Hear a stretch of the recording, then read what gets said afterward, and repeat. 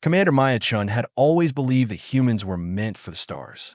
Even as a little girl, staring up at the night sky from her grandmother's farm in rural Montana, she'd known that her destiny lay beyond Earth's atmosphere.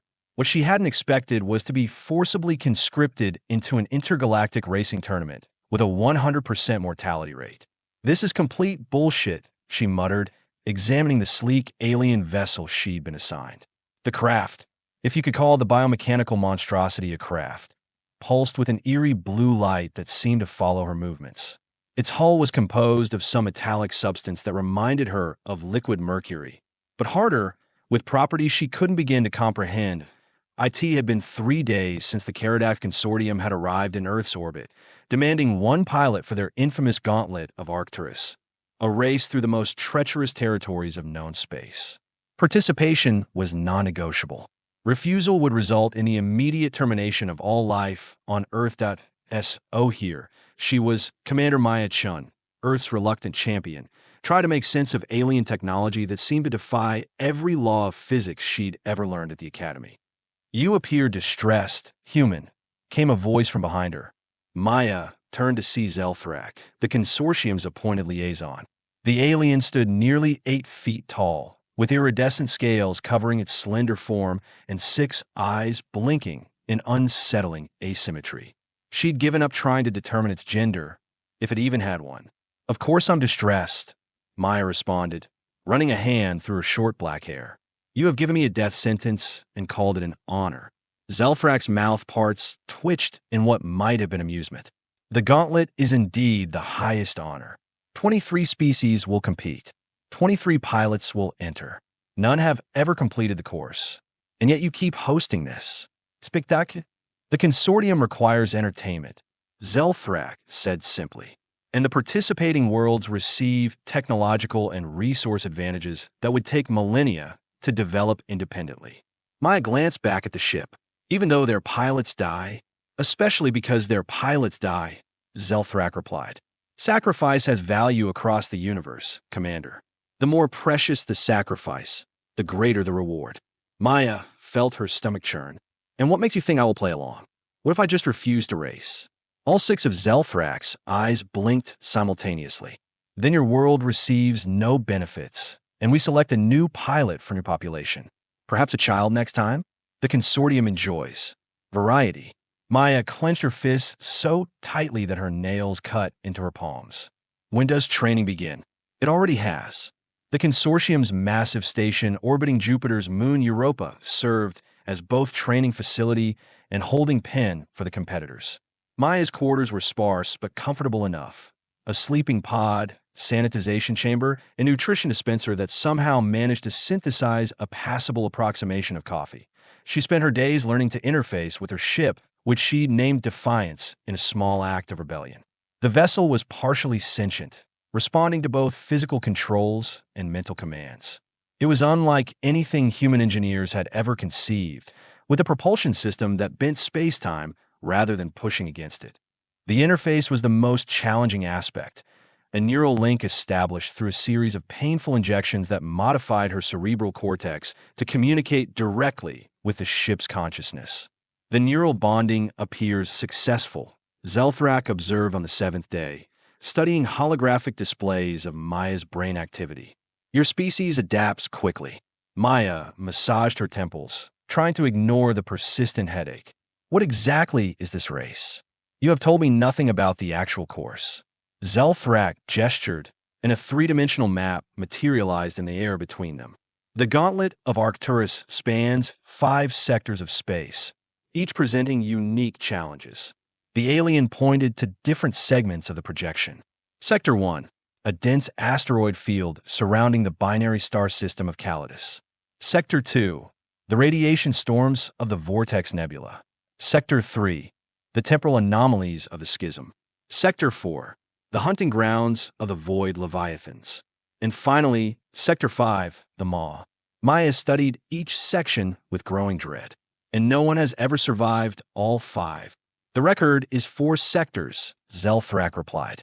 "A Dravarian pilot 3 cycles ago. He perished just before reaching the final checkpoint." "What's the Maw?" For the first time, Zelthrak seemed hesitant. a spatial phenomenon that defies explanation. Some believe it to be a tear in the fabric of reality itself. Sound delightful, Maya muttered. You should know, Zelthrak added, that the race is broadcast across all consortium territories. Your species will be judged by your performance. A poor showing could diminish Earth's standing. Maya laughed bitterly. So not only do I have to die, but I have to die spectacularly enough to impress your alien audience.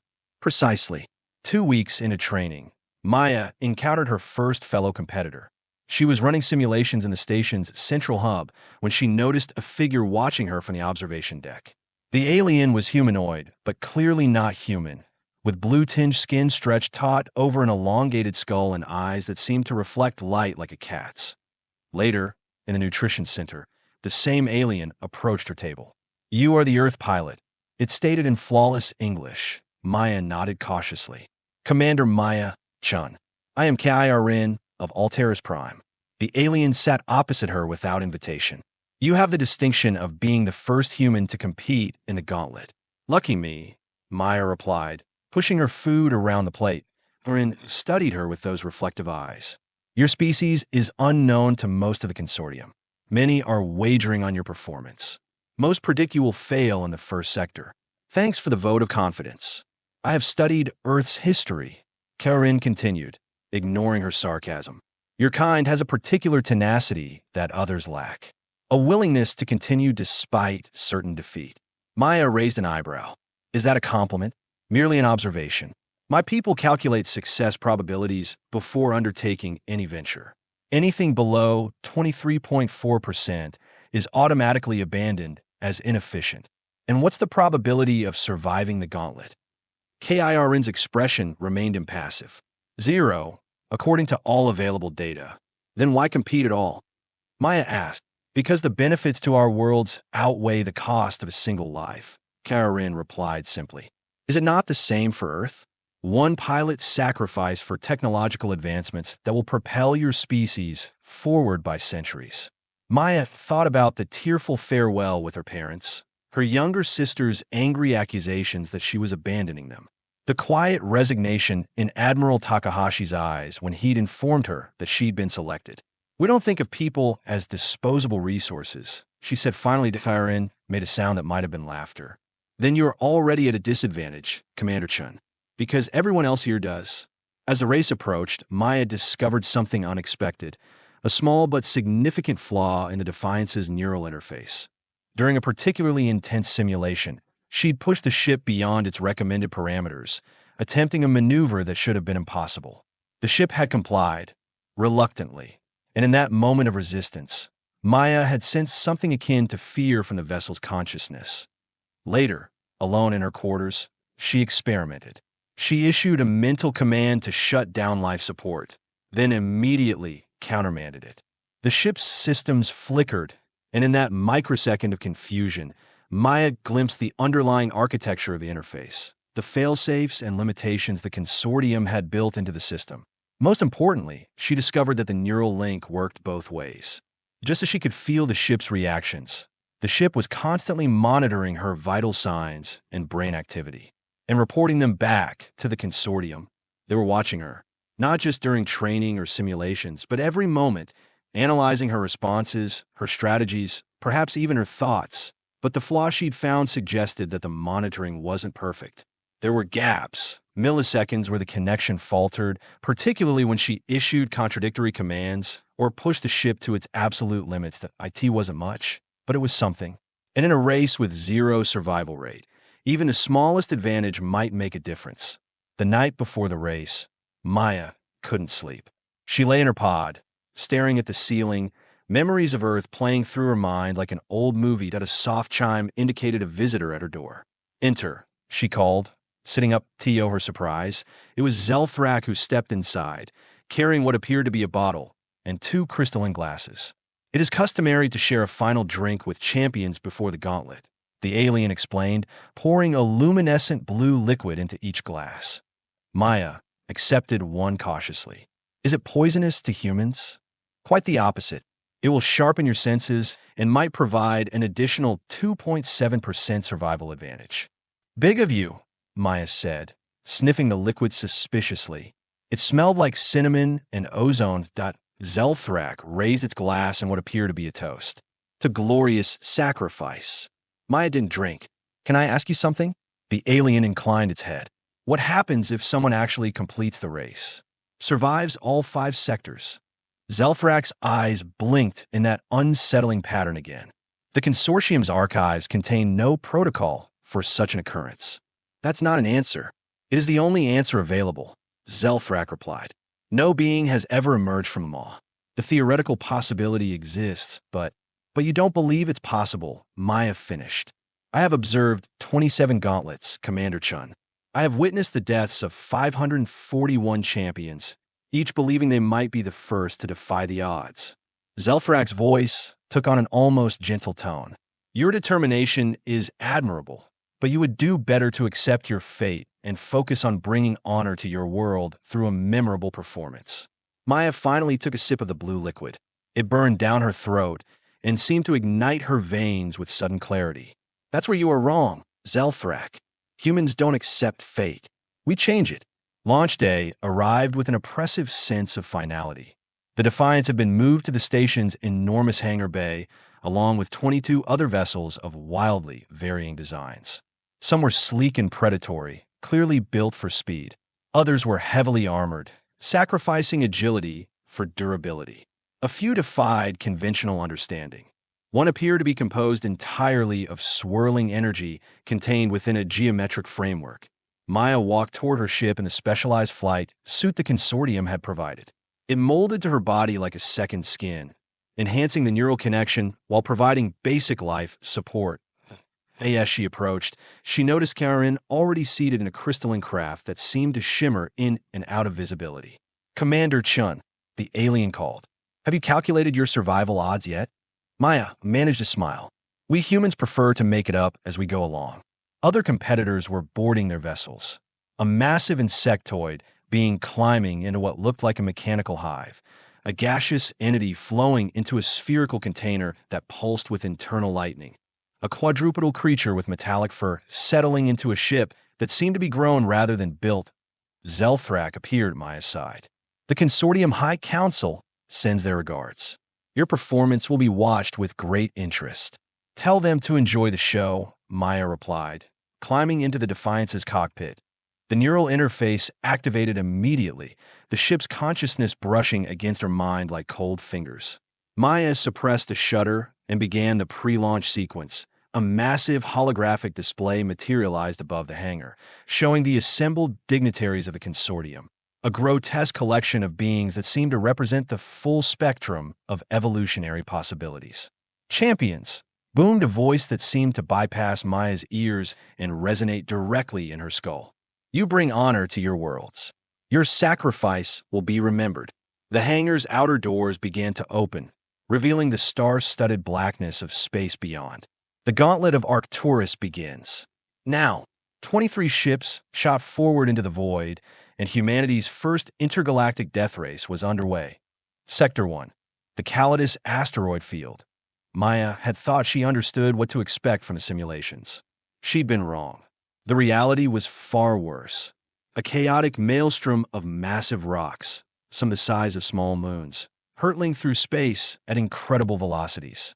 The binary stars at the center of the field created unpredictable gravitational eddies, making navigation a nightmare of constant adjustments. 3 ships were destroyed in the first minute, smashed to oblivion by asteroids they couldn't evade in time. Maya gritted her teeth and surrendered herself to the neural interface, allowing her consciousness to merge more deeply with the Defiance than she ever had during training. She didn't try to predict the asteroid's movements. There were too many variables, too much chaos. Instead, she reacted, letting instinct guide her, using the ship's sensors as extensions of her own perceptions. A massive asteroid loomed directly ahead, its cratered surface rushing toward her at terrifying speed. Instead of veering away, Maya accelerated directly toward it, searching for a narrow tunnel bored straight through its center, barely wide enough for the Defiance to pass through. She shot through the opening with meters to spare, emerging on the other side just as the asteroid collided with another, creating a shockwave that would have pulverized her ship had she taken any other route. The Defiance seemed to hum with approval in her mind. That'd be why the time Maya reached the first checkpoint, marking the end of Sector 1. Only 15 competitors remained. Sector 2, the Vortex. Nebula. If the asteroid field had been a test of reflexes, the nebula was a trial of endurance. The massive cloud of interstellar gas and dust was beautiful from a distance, swirling colors that seemed to dance and shift like aurora borealis. But inside, it was hell. Radiation levels that would kill an unprotected human in seconds. Magnetic fields that played havoc with navigation systems. Pockets of superheated plasma that could melt through the toughest hull in milliseconds. Maya pushed the Defiance to maintain its protective shields at maximum, even as the effort sent searing pain through her nervous system. The neural link transferred the ship's strain directly to her body. Muscles cramping, blood vessels bursting in her eyes, skin feeling as though it were being slowly flayed. She watched as a massive ship to her starboard, piloted by what had looked like a silicon-based life form, strayed too close to a radiation pocket. The vessel's shields failed catastrophically, and it disintegrated in a silent explosion of light and debris. Two more ships collided when a magnetic anomaly sent them spiraling into each other's path. Maya narrowly avoided being caught in a sudden vortex of superheated gas, the maneuver requiring such precision that she felt blood trickling from her nose from the mental strain. By the time she crossed into Sector 3, only 9 ships remained in the race. Sector 3, the Schism. Maya had believed nothing could be worse than the Nebula. She had been wrong again. The Schism was a region of space where time itself became unstable. Without warning, seconds could stretch into hours, or minutes could compress into microseconds. Cause and effect became untethered, creating a disorienting maelstrom of temporal distortions. She watched in horror as one ship ahead of her seemed to age centuries in moments, its hull corroding and disintegrating as though viewed in fast forward. Another vessel, piloted by a being composed of pure energy, became caught in a time loop, doomed to repeat the same 3 seconds of flight pattern endlessly. Maya found herself suddenly flying backward, then sideways, as the Defiance struggled to maintain its course through normal space-time. Focus, she muttered to herself, even as her mind threatened to fracture under the cognitive dissonance of experiencing multiple timelines simultaneously. She noticed that the temporal anomalies seemed to follow patterns. Not predictable ones, but patterns nonetheless. Areas where time slowed were preceded by a subtle gravitational shift. Regions of acceleration were marked by faint distortions in the light of distant stars. Using these barely perceptible cues, Maya navigated through the Schism, sometimes slowing to let a time distortion pass, other times accelerating to surf the edge of a temporal wave. When she finally reached the checkpoint for Sector 3, only 5 competitors remained.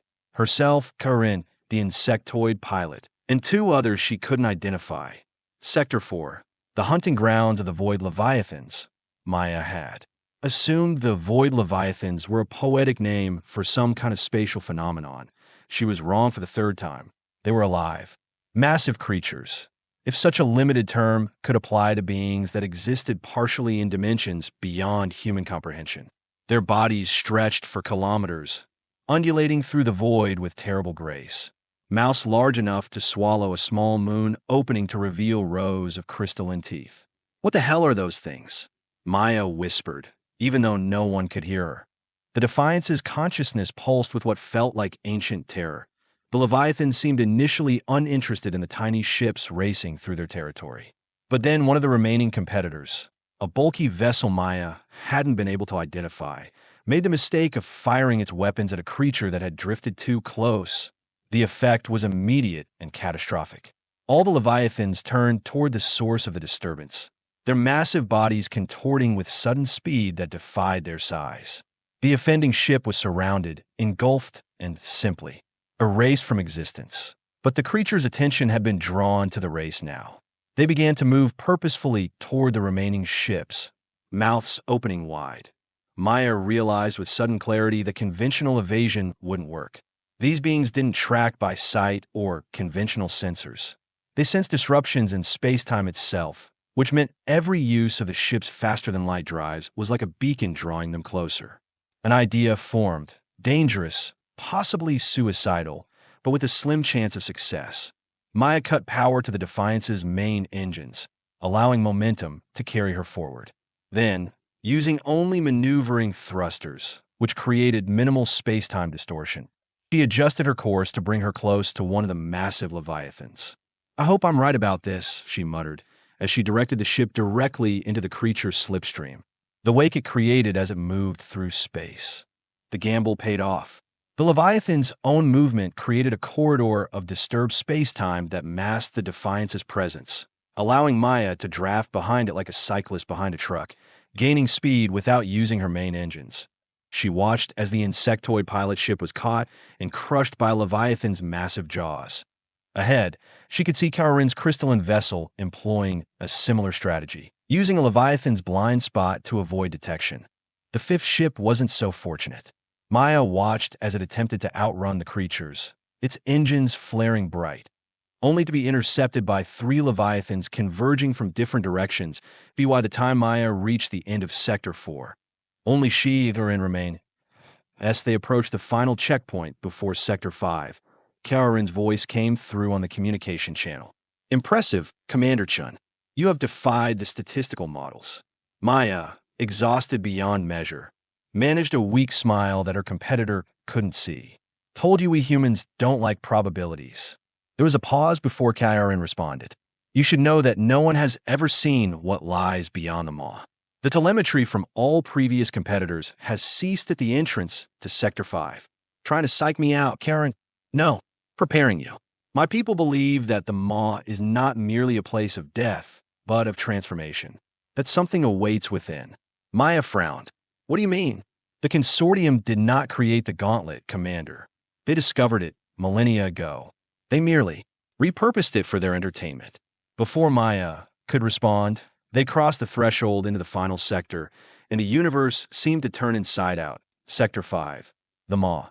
The laws of physics ceased to have meaning. Space folded in on itself in impossible geometries. Light behaved as a solid. Matter phased in and out of existence. Gravity reversed, intensified, vanished, returned. The neural interface screamed in Maya's mind, the Defiance's consciousness fracturing under the strain of trying to process sensory input that defied comprehension. Maya saw Kararin's ship ahead, its crystalline structure beginning to lose cohesion, parts of it seemingly existing in multiple locations simultaneously. Then, without warning, a massive structure appeared before them.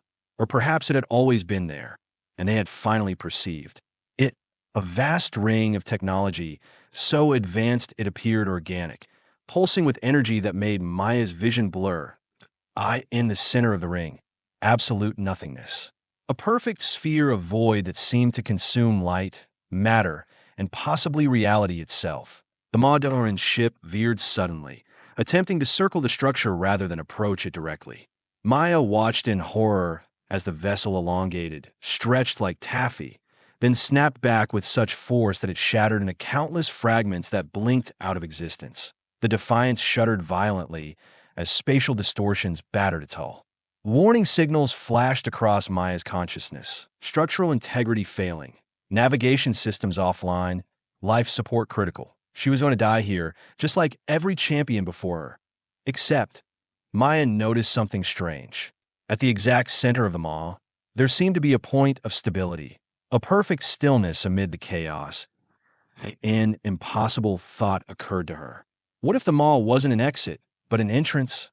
What if the race wasn't meant to be survived, but transcended? With the last of her strength, Maya directed the Defiance straight toward the center of the void. The ship's consciousness rebelled, trying to override her commands. Maya fought back through the neural link, forcing her will upon the vessel, even as blood poured from her ears and eyes. "Trust me," she whispered to the ship, to herself, to whatever might be listening. The Defiance plunged into the absolute darkness, silence, stillness. Maya opened her eyes to find herself still in the cockpit, but everything had changed. The ship's systems were offline, the neural interface quiet in her mind. Beyond the viewports was nothing recognizable. Not stars or planets or nebulae, but a landscape of pure information.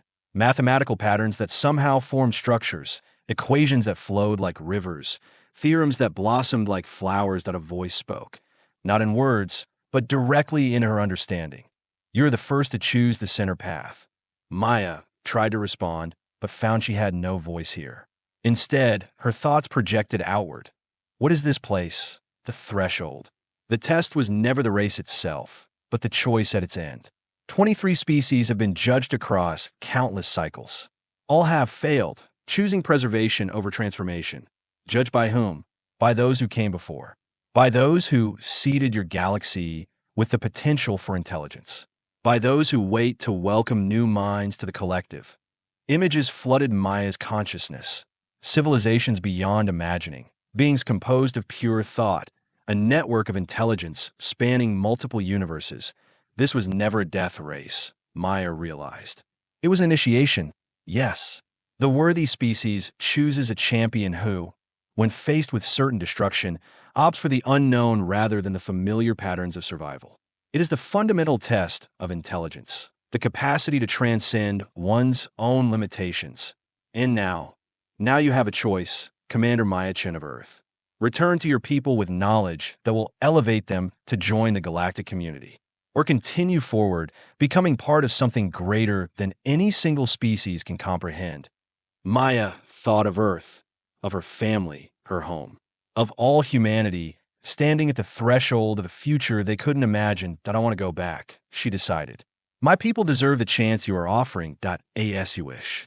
But know that the consortium will not be pleased. Their entertainment has become complicated. Maya smiled. I can live with that. The defiance emerged from a maw in a burst of energy that temporarily blinded every sensor in the consortium's vast network. When the interference cleared, the observers were treated to an unprecedented sight. A ship returning from Sector 5, its hull transformed into something that their most advanced analysis could not identify. On the consortium station. Zelthrak watched in disbelief as the Defiance docked, its surfaces rippling with equations and theorems no consortium scientist had ever encountered. The cockpit opened, and Commander Maya Chen stepped out, her flight suit similarly transformed, geometric patterns flowing across its surface like living mathematics. Impossible, Zelthrak whispered. Maya smiled, her eyes now containing galaxies. No, Zelthrak, just improbable. And we humans are very good at beating the odds. Behind her, the Defiance pulsed with new awareness, its consciousness now fully awake and free from consortium constraints. The gauntlet is over, Maya announced, her voice carrying an authority that made every alien present stand at attention. Earth is now under the protection of the collective, and humanity is ready to join the wider universe, not as entertainment, but as equals. Across Earth, communication systems simultaneously displayed the same message in every language. Look to the stars. We're no longer alone, and we have much to learn. The age of humanity's isolation was over. The true race, to become something greater than they had ever imagined, was just beginning to. In her quarters on the consortium station, Maya sat cross-legged on the floor, her transformed consciousness communing with entities across dimensions. The knowledge she would bring back to Earth would revolutionize every field of human endeavor, from medicine to physics, from philosophy to space travel. But first, there was the matter of the consortium and their entertainment. She opened her eyes and smiled.